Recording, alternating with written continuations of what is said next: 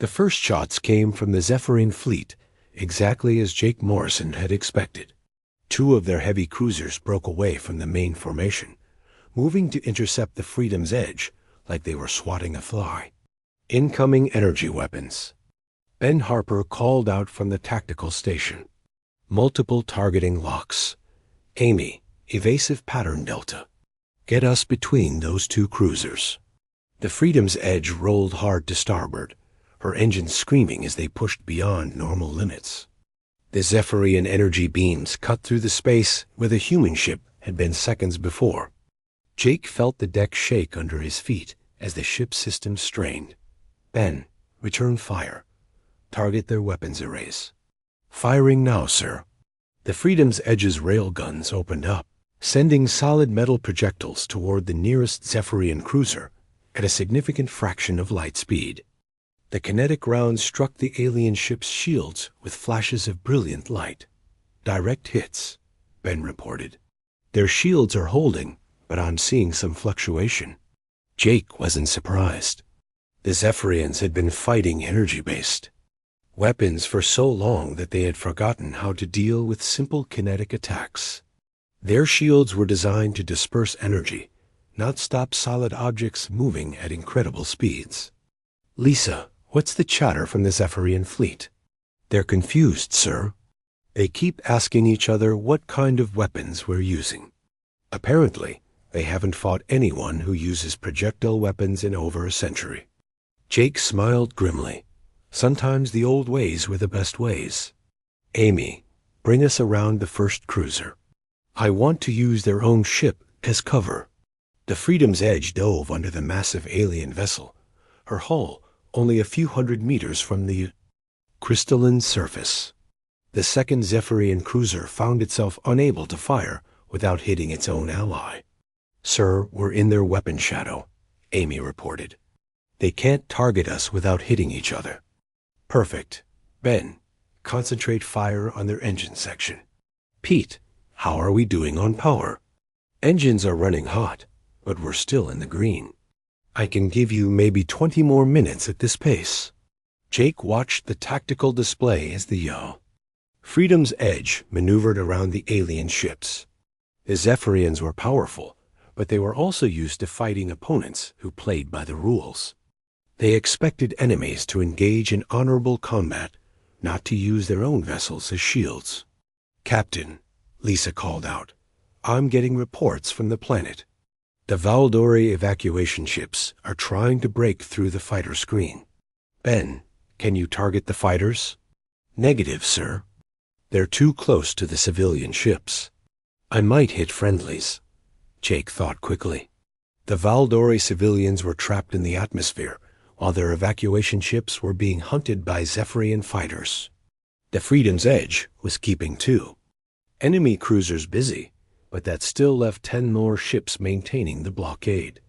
Amy, plot a course for the planet's surface. We're going to clear a path. Sir, are you sure? If we go into atmosphere, we'll be fighting in their element. No, Amy, we'll be fighting in ours. The Freedom's Edge suddenly disengaged from the two cruisers and dove toward the planet. The Zephyrian fighters, which had been designed for atmospheric combat against defenseless targets, suddenly found themselves facing a warship that was willing to fight them in the air. Entering atmosphere, Amy reported. Switching to atmospheric flight controls. The ship shuddered as it hit the upper atmosphere. Jake could see the planet's surface rushing up to meet them. Cities burned below, and he could see the Valdori. Evacuation ships struggling to reach orbit. Ben, target those fighters. Clear a path for the civilians. Gladly, sir. The Freedom's Edge opened fire with everything she had.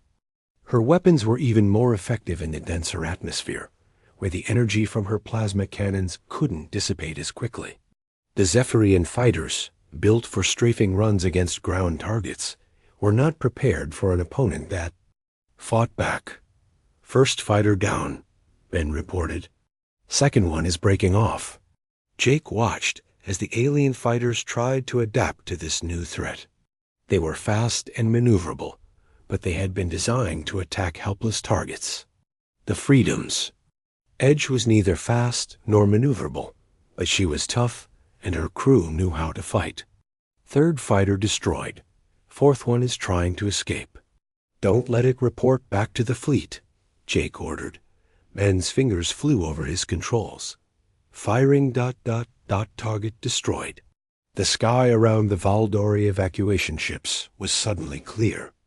Jake could see the alien vessels beginning to climb toward orbit, their hulls filled with refugees. Lisa, hail the Valdori ships. Channel open, sir. This is Captain Narration. The path to orbit is clear. Get your people to safety. Captain, we are in your debt, came the reply. But the main fleet is moving to intercept us. Jake looked at the tactical display. The remaining Zephyrian cruisers were indeed moving to cut off the evacuation ships. The Freedom's Edge had bought them time, but not enough. Amy, climb to intercept. We're going to keep those cruisers busy. Sir? Pete's voice crackled over the comm. Engine stress is approaching critical levels. We've been running combat power for 15 minutes. How much longer can you give me? Maybe 10 more minutes before we start taking serious damage. Jake made a decision that would have been called insane by any reasonable military commander. Ben, I want you to target the lead cruiser, all weapons. Sir, at this range, we might be able to damage them, but we can't destroy a ship that size. We don't need to destroy it. We just need to hurt it enough to make them think twice. The Freedom's Edge climbed toward the Zephyrian fleet, her weapons charging. The alien ships were massive, their crystal hulls gleaming in the light of the system's sun. They looked invincible. Firing, Ben announced. The human ship's railguns and plasma cannons opened fire simultaneously. The kinetic rounds struck the lead cruiser's shields, while the plasma charges burned through weak points in their defensive grid. Direct hits, Ben reported. Their shields are down to 60%. The Zephyrian fleet responded immediately. Energy beams lanced out from multiple ships, trying to swat the annoying human vessel. Amy threw the Freedom's Edge into a series of evasive maneuvers that pushed the ship's structure to its limits. Shield down to 40%, Ben called out. Hull damage on Deck 5. Jake watched the evacuation ships climbing toward orbit. They were making progress, but they were still vulnerable. The Zephyrians could destroy them easily if they decided to ignore the Freedom's Edge. Lisa, open a channel to the Zephyrian fleet commander. Channel open, sir. War Master Kethfer appeared. On the screen. The crystal being looked angry, his inner light flashing rapidly. Human, you are beginning to annoy me. Surrender now, and I will make your deaths quick. Actually, I have a better idea, Jake said. Why don't you try to catch us? He cut the channel and turned to Amy. Take us on a tour of their formation. I want to see how good these crystal ships really are. The Freedom's Edge dove between the Zephyrian cruisers, forcing them to maneuver to avoid hitting each other. The alien ships were powerful, but they were also large and slow. The smaller human vessel could go places they couldn't follow. Sir, what are we doing? Amy asked as she piloted the ship through a gap between two cruisers. We're making them mad, Jake replied. And mad enemies make mistakes. The Zephyrian formation began to break apart as individual ships tried to pursue the Freedom's Edge. Their careful siege pattern dissolved into chaos as captains abandoned their positions to hunt the human vessel. Captain, Lisa reported, the Valdori evacuation ships have reached orbit. They're clear of the planet's gravity well. Jake felt a surge of satisfaction. They had done it. The civilians were safe. But the battle was far from over. Sir, Ben said quietly, we've got all 12 cruisers converging on our position. We're about to be surrounded. Jake looked at the tactical display. The Zephyrian ships were closing in from all sides, their weapons charging. The Freedom's Edge was trapped in the middle of their formation with nowhere to run. Amy, can you get use out of this? Negative, sir. They've got us boxed in. Jake thought about the Valdori civilians who were now safe in orbit. He thought about his crew, who had followed him into this impossible battle without question. He thought about the promise he had made to protect the innocent. Pete, transfer all power to weapons. Ben, target the nearest cruiser. Amy, collision course. The bridge fell silent. Everyone knew what Jake was planning. Sir, Amy said quietly, are you sure about this? Jake looked around at his crew. They had done everything he had asked and more. They had saved thousands of lives and shown the galaxy that humans don't abandon people in need. This is what we came here to do, he said simply. Let's finish it. The Freedom's Edge turned toward the nearest Zephyrian cruiser, her weapons charging for one final attack. The alien ships opened fire with everything they had, but the human vessel continued its charge. Sometimes Jake thought the only way to win is to make sure the enemy pays too high a price for victory. The battle was about to reach its climax. The Freedom's Edge climbed back toward orbit, her hull scarred and smoking. Jake Morrison could see the damage reports scrolling across his screen. Hull breaches on 3 decks, shield generators running at 20% efficiency, and engines showing stress fractures from the prolonged combat overload, but they were still flying, still fighting. Sir, Lisa Park called from communications. Incoming transmission from the Valdori. Elder Thexany appeared on the main screen. The gentle alien's face was filled with gratitude and fear. Captain Morrison, you have done more than we ever dared hope. The evacuation ships are safe. But please, you must withdraw while you still can. Your sacrifice would serve no purpose. Jake looked at the tactical display. The 12 Zephyrian cruisers had reformed into a tight combat formation, all weapons trained on his small ship. They were no longer treating the Freedom's Edge as a minor annoyance. They were taking her seriously. Elder, with respect, that's not how humans work, Jake replied. We don't leave until the job is done. But Captain, you cannot possibly win against such odds. Your ship is damaged, and you are outnumbered 12-1. Jake smiled grimly. You're not the first to say that, Elder. But humans have a long history of doing things that can't be done. He cut the channel and turned to his crew. They were all looking at him with expressions of determination mixed with fear.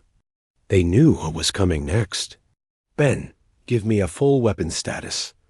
Railguns are down to 60% ammunition. Plasma cannons are operational, but running hot. We have maybe 10 minutes of sustained fire before we start burning out systems. Amy, what's our maneuverability? We're down to about 70%. The atmospheric combat put a lot of stress on the flight controls. We can still move, but we're not as agile as we were. Jake nodded. The Freedom's Edge was battered, but not broken. She had taken everything the Zephyrians could throw at her and was still in the fight. Pete, how are the engines? Running on borrowed time, Captain. The overload has caused microfractures in the containment system. I can give you maybe 15 more minutes of combat power before we risk a core breach. Jake looked at the enemy formation. The Zephyrian ships were massive, their crystal hulls gleaming with internal light. They were beautiful in a deadly way, like predators showing off their weapons. Lisa, what's the chatter from the Zephyrian fleet? They're not taking us lightly. Any more, sir. War Master Kethver is issuing orders to his captains. He wants us disabled, not destroyed. Apparently, he's curious about how one human ship caused so much trouble. Jake felt a cold anger building in his chest. The Zephyrian commander thought of them as an interesting specimen to be studied. He had no idea what human determination really meant. Sir, Ben said quietly, we've completed the primary mission. The Valdori civilians are safe. We could try to withdraw. Jake looked at the tactical display again. The planet below was still burning. The Zephyrian fleet was still in orbit, ready to continue their conquest. The evacuation ships had saved maybe 1 million people, but there were still 3 million civilians on the surface. Ben, if we withdraw, what happens to the people still? On the planet, the Zephyrians will complete their conquest. The remaining population will be enslaved or killed. Jake thought about the elders' words. The Valdori were not warriors. They didn't know how to fight. They were artists and farmers, philosophers and gardeners. They had never hurt anyone in their entire history. Amy, can you get us to the Zephyrian flagship? Sir, they're maintaining a defensive formation. We'd have to go through their entire fleet to reach the command ship. And that's what we'll do. Ben, target the flagship. Amy, collision course. The bridge fell silent. Everyone knew what Jake was planning. It was the oldest tactic in human warfare. If you can't win, make sure the enemy pays too high a price for victory. Sir, Pete said carefully, are you sure about this? Jake thought about his wife Sarah and his kids back on Earth. He thought about the Valdori children who were still crying as their world burned. He thought about the promise he had made when he first put on his uniform. This is what we came here to do, he said simply. We came here to help people who couldn't help themselves. The job isn't finished. The Freedom's Edge turned toward the Zephyrian flagship, her engines roaring as they pushed beyond safe limits. The alien fleet opened fire immediately. Energy, beams and plasma charges, filling space with deadly light. Shields down to 10%, Ben reported. Hull breaches on decks 3 through 7. Pete, emergency power to forward shields. You've got it, Captain. The human ship continued its charge, absorbing punishment that would have destroyed most vessels. But the Freedom's Edge had been built by humans who understood that sometimes you had to take a beating to get the job done. 5 seconds to impact. Amy announced. Jake watched the Zephyrian flagship growing larger on the main screen. He could see the alien crew moving around inside the crystal hull, their forms glowing with inner light. They were beautiful creatures, but they had chosen to use their beauty to destroy innocence. Sir, Lisa called out, the Zephyrian commander is trying to hail us. Ignore it, Jake said. Amy, maintain course. The Freedom's Edge struck the Zephyrian flagship just behind the bridge section. The impact released energy equivalent to a small nuclear weapon, the human ship's kinetic energy combining with the alien vessel's own power core. Both ships were destroyed instantly. The explosion lit up the system like a second sun. The remaining Zephyrian fleet hung in space, stunned by what they had just witnessed. They had expected the human ship to surrender when faced with impossible odds. Instead, it had chosen to take their most powerful vessel with it. War Master Kethvar was dead, along with his entire command crew. The Zephyrian fleet was suddenly leaderless, their careful formation disrupted by the loss of their flagship. But the story was far from over. Deep in space, automated beacons began broadcasting the news of the battle. The message was simple. A human vessel had been destroyed while defending innocent civilians. The crew had died fighting impossible odds, buying time for evacuations and making the enemy pay for every inch of space. The signals reached human space. Within hours, Admiral Kate Sullivan was reviewing patrol schedules at Earth Defense Force headquarters when her aide burst into the office. Admiral, we just received a priority message from the Outer Rim. The Freedom's Edge has been destroyed. Kate looked up from her reports. She knew Jake Morrison personally. He was a good captain and a good man. What happened? They responded to a distress call from the Valdori system. The planet was under attack by a full Zephyrian battle fleet. Captain Morrison engaged them with a single ship. Kate felt her blood turn cold. Against a full fleet? That's suicide. Yes, ma'am. But they saved over 1 million civilians before. They were destroyed. Captain Morrison rammed the Zephyrian flagship. Both ships were completely destroyed. Kate was quiet for a long moment. She had known Jake since the academy. He had been the kind of officer who would always do the right thing, no matter the cost. Now he was dead, along with his entire crew. Admiral, what are your orders? Kate thought about the 42 humans who had died trying to save people they had never met. She thought about the Zephyrian Empire, which thought it could conquer peaceful worlds without consequence. How many ships do we have in the Outer Rim? 17 vessels, ma'am, mixed patrol and escort craft. Redirect all of them to the Valdori system immediately. And send a message to Fleet Command. I want every available ship prepared for emergency. Deployment. Ma'am, are we going to war? Kate looked at the tactical display showing the Outer Rim. The Zephyrian Empire had been expanding for 3 years, conquering system after system while the galaxy did nothing. They had finally made a mistake. They had killed humans who were trying to help innocent people. No, she said quietly. We're going to teach the Zephyrians what happens when you mess with people under human protection. Within 6 hours, the first wave of human reinforcements dropped out of hyperspace at the edge of the Valdori system. The 11 remaining Zephyrian cruisers found themselves facing a dozen human vessels, each one crewed by people who had heard what had happened to the Freedom's Edge. The human ships were not built for this kind of fight. Most were patrol vessels and escorts designed for anti-piracy operations and convoy duty, but they were crewed by humans who were very, very angry. This is Admiral Sullivan to all vessels. The Freedom's Edge died protecting innocent civilians. We're here to finish what they started. The battle that followed was brief and brutal.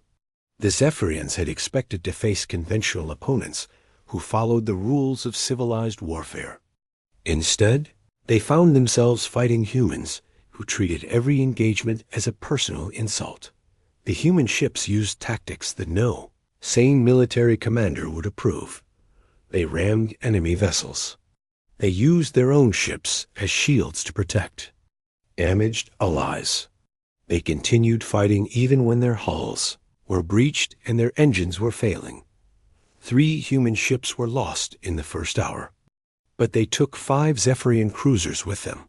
The second wave of human reinforcements arrived 4 hours later. Then the third. News of the battle had spread through human space, and volunteers were coming from every direction. By the end of the week, nearly 100 human ships had converged on the Valdori system. They came fro. 3 months after the destruction of the Freedom's Edge, the war was over. Admiral Kate Sullivan stood on the bridge of the battleship Defiance, watching as the last Zephyrian fleet withdrew from the Outer Rim. The crystal ships that had once seemed so beautiful and deadly now looked broken and defeated as they limped back toward their home territory. Admiral, we're receiving a transmission from the Zephyrian command ship, reported Communications Officer Danny Walsh. Put it through. The main screen flickered, and the image of Fleet Commander Zarthik appeared. The crystal being looked nothing like the proud warriors who had started this conflict. His inner light was dim, and his sharp features showed the exhaustion of defeat. Admiral Sullivan, the Zephyrian High Command is prepared to discuss terms for a complete withdrawal from the Outer Rim territories. Kate studied the alien commander. 3 months ago, the Zephyrians had seemed unstoppable. They had conquered 12 star systems and enslaved millions of people. Now they were begging for mercy. The terms are simple, Commander. Complete withdrawal from all conquered territories, reparations for the damage you've caused, and a guarantee that you will never again attack civilian populations. These terms are acceptable. But I must ask, Admiral, how did you know we would be vulnerable to your tactics? Kate thought about Jake Morrison and his crew. 42 humans who had decided to fight impossible odds because it was the right thing to do. "We didn't know," she said honestly. "We just knew that some things are worth fighting for, no matter the cost." The transmission ended, and Kate turned to look out at the Valdori homeworld. The planet was healing. The burned cities were being rebuilt with help from dozens of species who had joined the fight against Zephyrian aggression. The orbital stations were functioning again, guiding peaceful trade ships instead of warships. "Admiral," said Captain Rick Barnes, her tactical officer, "we're receiving a message from the surface. Elder Thexany wants to speak with you." Kate nodded. She had been expecting this call. The Elder appeared on screen, his blue skin healthy and his large eyes bright with gratitude. "Admiral Sullivan, the Valdori Council has prepared a statement we would like to share with the galaxy." "Of course. Elder, what would you like to say?" "We want the galaxy to know what happened here. We want them to understand what humans did for us." The Elder's image was replaced by a recording that had been made on the Valdori homeworld. Kate watched as scenes of the rebuilt cities played across the screen. Children were playing in gardens that had been bombed 3 months ago. Artists were creating new works to replace what had been destroyed. Farmers were planting crops in fields that had been turned to ash. The Elder's voice provided narration. 3 months ago, our world was dying. The Zephyrian Empire was destroying everything we had built over thousands of years. Our people were crying, our cities were burning, and the galaxy watched in silence. The image changed to show the memorial that had been built in the capital city. 42 names were carved into black stone with Captain Jake Morrison's name. At the top, then humans came. 1 ship, 42 people.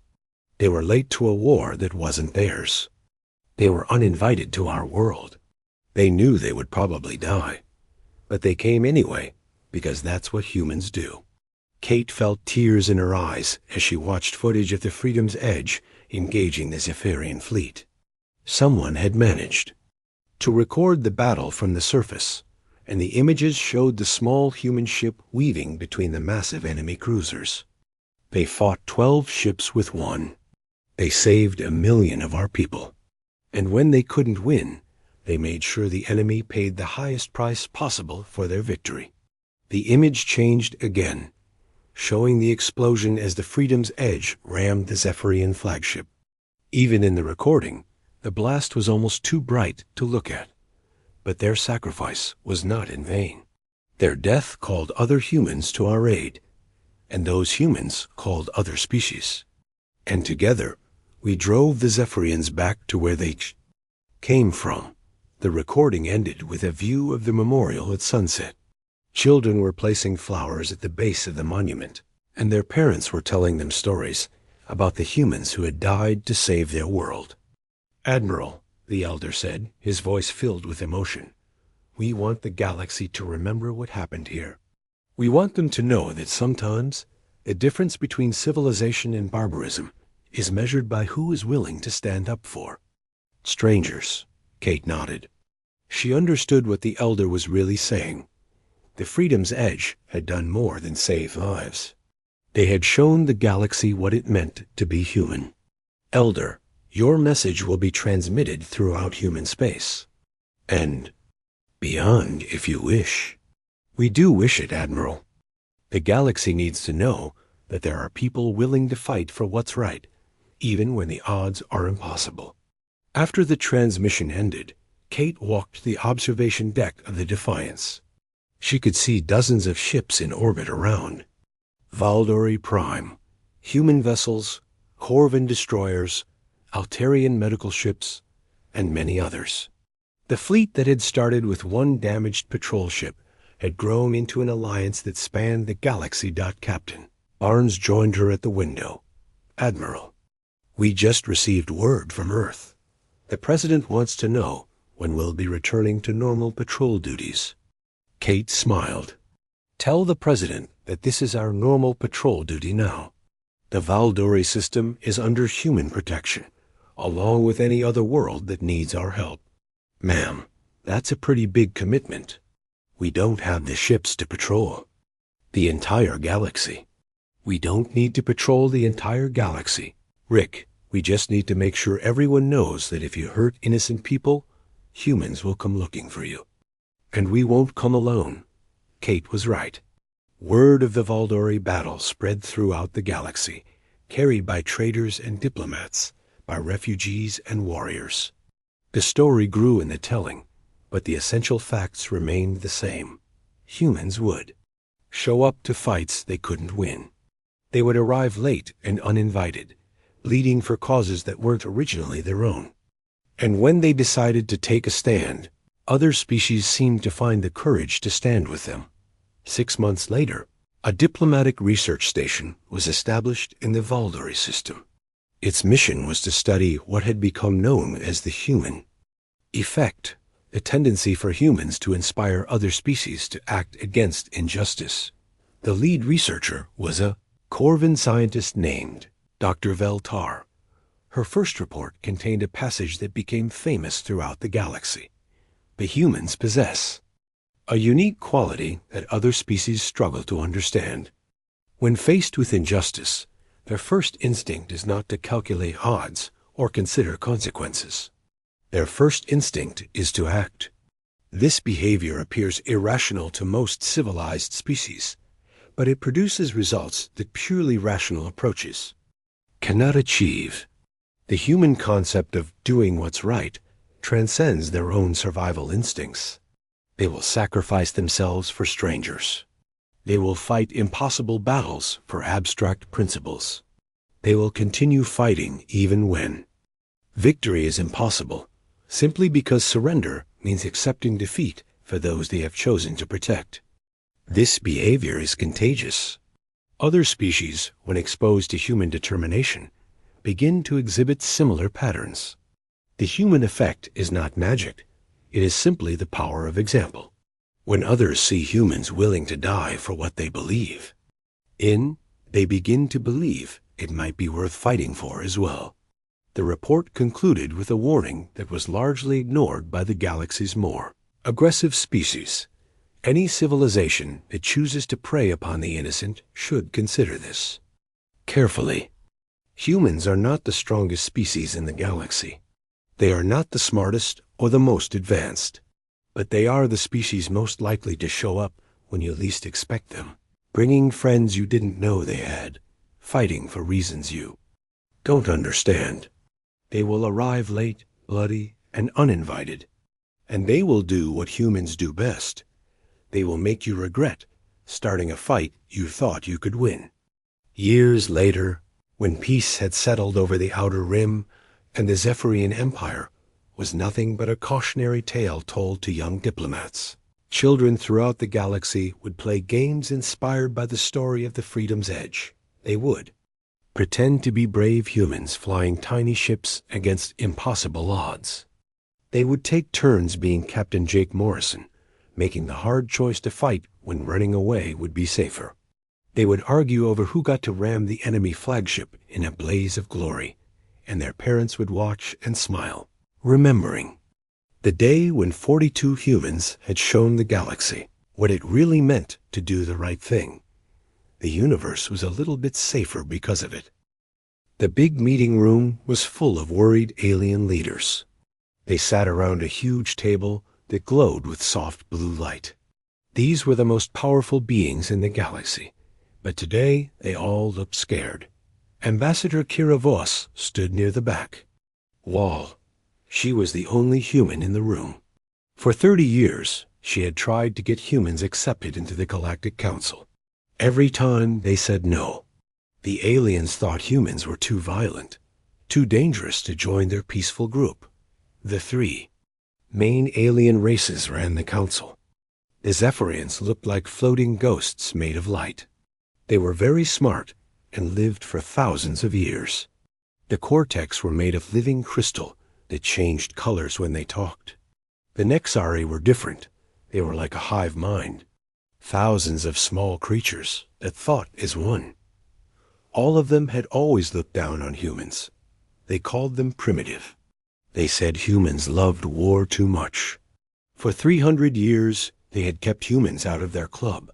But now everything had changed. Admiral Theises stood up. He was a cortex, and his crystal body was flashing red with fear. "The reports are getting worse," he said. 15 more star systems have gone dark. We sent scout ships to check. None came back. The room got very quiet. Even the buzzing sound that the Nexari always made stopped. "What are we dealing with?" asked Elder Zara. She was a Zephyrian, floating above her chair like a beautiful ghost. "The Devourers," Theises said. "They have returned." Many of the aliens made scared sounds. Kira had heard stories about the Devourers. They were ancient enemies that ate everything in their path. Planets, stars, entire civilizations. Nothing could stop them. They had been gone for so long that most people thought they were just scary stories. "How many ships do they have?" asked High Counselor Vex. He spoke for all the Nexari with one voice. "Our best guess is 50,000 warships," Theises said. "Maybe more. They are heading toward the center of the galaxy. Toward us." The fear in the room was thick. Kira could feel it even from where she stood. These aliens had ruled the galaxy for thousands of years. They had never faced anything like this. "What about our fleets?" Elder Zara asked. "We have 8,000 ships total," Theises said. "All 3 races combined. It is not enough." "How long do we have?" Vex asked. 6 months until they reach the first core worlds. 2 years until they reach the council homeworlds. Maybe less. The silence that followed was terrible. Kira watched as the most powerful beings in the galaxy realized they were going to die. "There must be something we can do," said a small voice from the corner. It was Ambassador Court, a young Zephyrian who had never spoken in council before. "We have thought of everything," Theises said. "We cannot build more ships fast enough. We cannot find more allies. The Outer Rim races are too weak to help." "What about the humans?" Court asked. The room exploded with angry voices. The Nexari buzzed loudly. The cortex flashed angry colors. The Zephyrians made sounds like wind through broken glass. "The humans are savages," Vex shouted. "They solve every problem with violence." "They are not civilized like us," added another cortex. "They would demand too much in return." "They are dangerous," said Elder Zara. "If we let them help, they might try to take over." But Admiral Theises was looking at some data on his crystal pad. His body was flashing different colors as he read. "Wait," he said. "I am looking at the intelligence reports about human military." "Strength. What does it matter?" Vex asked. "They are barbarians." "Barbarians with 12,000 warships," Theises said quietly. The room went silent again. This time it was a different kind of silence. 12,000? Elder Zara asked. "That cannot be right." "I am checking the reports now," Theises said. "Yes, human intelligence shows they have built 12,000 military ships over the past 3 centuries. They have been preparing for war this whole time." "How is that possible?" asked another alien. "They are just one species." "They are afraid," Theises said. "Afraid of us. Afraid of other aliens. So they built the biggest war fleet in the galaxy." Kira felt her heart beating fast. She had known humans were building ships, but she had never imagined it was that many. The Council had rejected humanity for being too warlike. Now that same warlike nature might be their only hope. "We cannot trust them," Vex said. "What if they help us win and turn on us? What if we all die because we were too proud to ask for help?" Theises shot back. The argument went on for hours. The aliens were scared, but they were also proud. They had spent centuries telling themselves they were better than humans. Now they had to admit they needed human help to survive. Finally, Elder Zara spoke. We will put it to a vote. All in favor of asking the humans for help? One by one, the alien leaders raised their hands. Even Vex, who hated the idea, finally voted yes. They were more afraid of dying than of looking weak. The vote is unanimous, Elder Zara announced. We will formally request human assistance. Admiral. Dizes looked at Kira. Ambassador Voss, can you arrange a meeting with your leaders? Kira nodded. Her mouth was dry. I will send a message to Earth immediately. What should we tell them? Dizes asked. The truth, Kira said. That the galaxy is in danger, that we need their help. And if they refuse? Vex asked. Then we all die, Kira said simply. She left the meeting room and walked quickly to her office. Her hands were shaking as she opened a secure communication. Channel to Earth. This was the most important message she would ever send.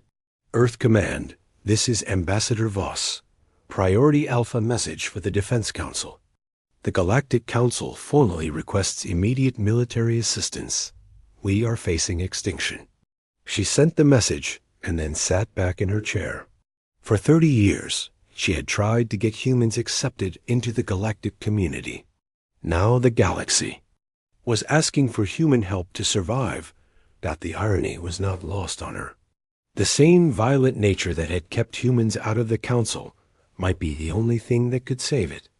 She looked out her window at the stars. Somewhere out there, the Devourers were coming.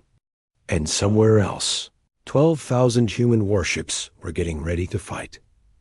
The message traveled through space at light speed, carrying the hopes and fears of an entire galaxy. When it reached Earth, it would change everything. For the first time in 3 centuries, the galaxy needed humanity.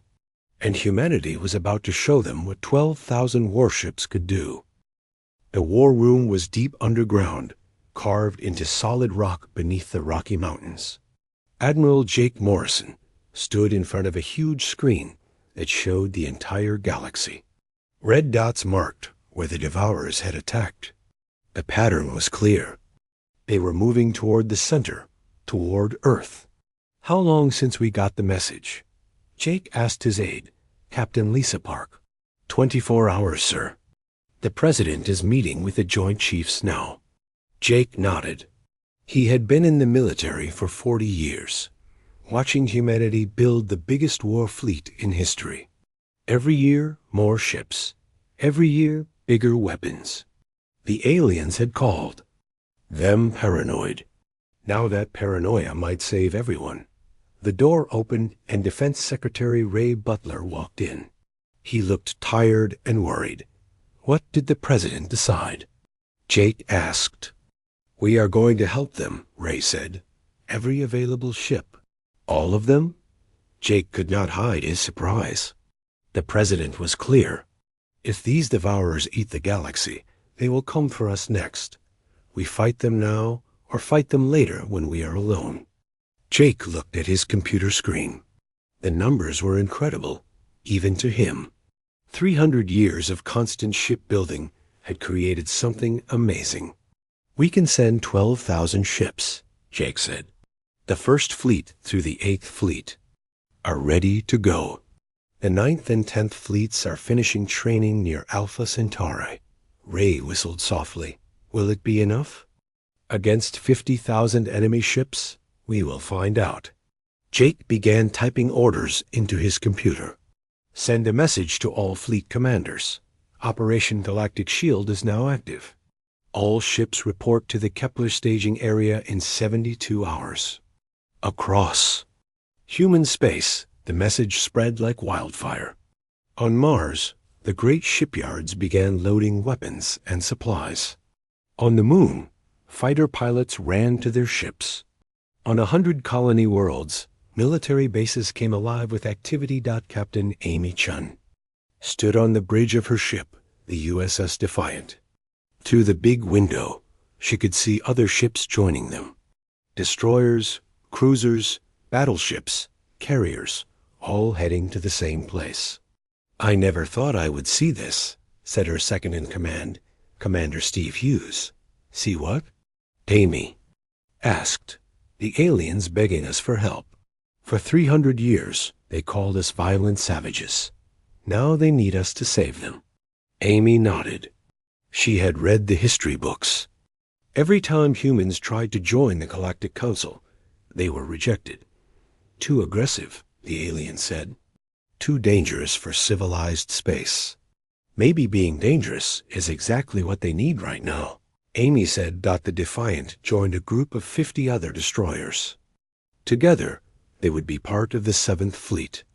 Amy had trained her crew for this moment her entire career, but she had always thought they would be fighting aliens, not fighting for them. Captain, we are getting a message from Fleet Command, said Lieutenant Dan Clark at the communication station. Put it on screen. Amy ordered. Admiral Morrison appeared on the main screen. He looked serious but calm. All fleet commanders, this is Admiral Morrison. In 72 hours, we will begin. The largest military operation in human history. We are going to save the galaxy. Amy felt proud and scared at the same time. The galaxy was counting on them. The aliens have 8,000 ships, Morrison continued. We have 12,000, but numbers do not tell the whole story. We have been preparing for this fight for 3 centuries. We have the best weapons, the best training, and the best crews in the galaxy. Around the bridge, Amy's crew stood a little straighter. Remember why we are doing this, Morrison said. Not for the aliens who rejected us, but for the innocent people who will die if we fail. We are humanity's sword and shield. We will not let them down. The message ended. Amy looked around her bridge at the young men and women who would follow. Her into battle. They were ready. Set course for the Kepler staging area, she ordered. Maximum speed.